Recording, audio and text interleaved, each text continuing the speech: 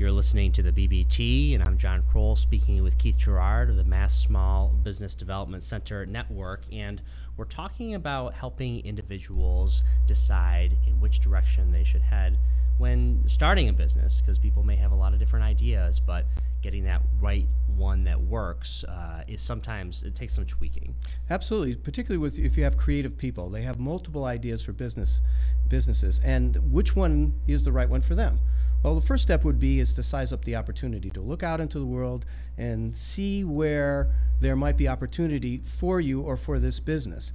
And part of that is to understand there's a difference between building a business around what you want to do versus what people want to buy. It's about what people want to buy, John. Indeed, because you can have many different talents or many different ideas, but if what you truly want to do is not marketable at all, then clearly perhaps there's some tweaking that needs to be done to sharpen your idea. Yes, because if you satisfy yourself, if that's what you want to do, well, you have a customer base of one. That's not enough to build a business, John, as I'm sure you know. There's some factors that you'd want to consider. So what kind of tools are out there for people to help figure out the direction in starting a business? Because God knows there's nothing more difficult than considering that. There's not usually a lot of positive peer pressure when it comes to starting a business from people around you, because it can be a very daunting thing.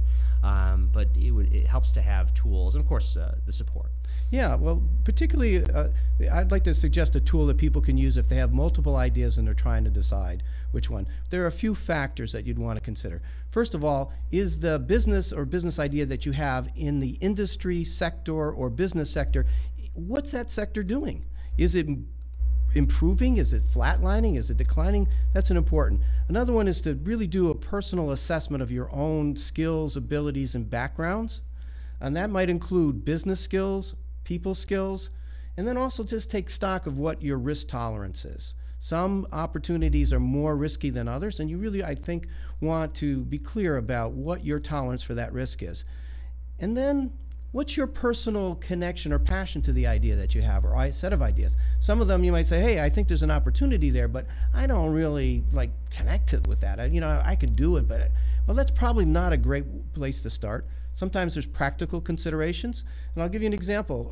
There were two guys who wanted to open a bagel making business. This is a while back ago when there weren't that many bagel shops. And they discovered that one of them was going to have to get up at 3 o'clock in the morning to make the bagels.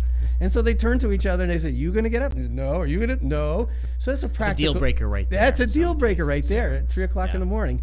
So, and then of course there's money considerations. There's you needs to provide sufficient revenue and profits as you need them to be or define them.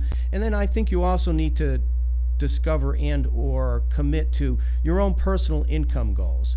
So you could make a simple tool. Just take a piece of paper and across the top just put your ideas, 1, 2, and 3, or 4. And along the side is just put this list of criteria, and then you're going to rate each one on each idea. So industry, business sector growth potential would be 1, your own personal background and experience, needed business skills, needed people skills, your risk and the risk tolerance that you have, your personal connection and passion to the idea, some practical considerations, and of course there's the money.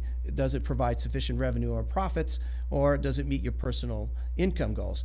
And then rate them 1 to 5. Just each way 1 to 5. You can add up the columns and ideas, and I guess you could go with the one that scores the most, but it gives you some kind of practical, objective way to look at these different business ideas. Speaking with Keith Girouard from the Mass Small Business Development Center Network, I'm John Krol. We will continue our conversation after this.